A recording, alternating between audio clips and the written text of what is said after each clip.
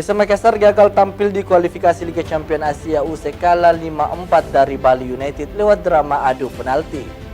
Pertandingan tersebut berlangsung seru dan diwarnai oleh banyak pelanggaran.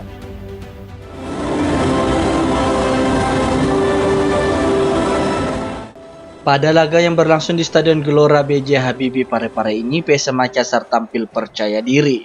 Sayangnya sejumlah peluang dari mereka tidak diselesaikan dengan baik. Bali United sebagai tim tamu juga tampil solid. Di tengah jual beli serangan yang dilakukan kedua tim, bek PSM Erwin Kutawa malah melakukan gol bunuh diri pada menit ke-50.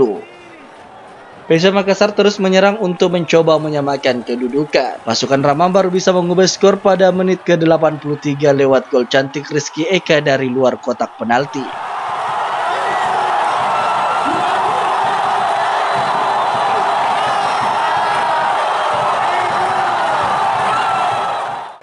Setelah itu, PSM dan Bali United masih bergantian menyerang untuk mencari gol kemenangan. Namun, skor 1-1 pun bertahan hingga waktu normal 90 menit selesai.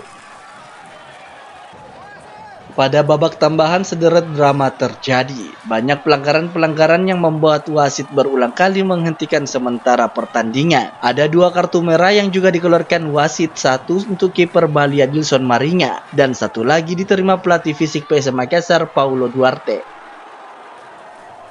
Hingga 120 menit usai, laga masih sama kuat 1-1. Pemenang laga akhirnya ditentukan lewat adu tendangan penalti. Bali United keluar sebagai pemenang setelah semua penendangnya sukses menjalankan tugas. Sedangkan PSM, penendang terakhir mereka yakni William Pluim, gagal mengeksekusi bola dengan sempurna.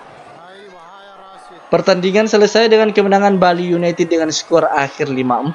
Hasil tersebut membuat Serdadu Tridatu berhak menjadi wakil Indonesia yang akan menjalani kualifikasi Liga Champions Asia. Wahyu Saputra, Selebes TV.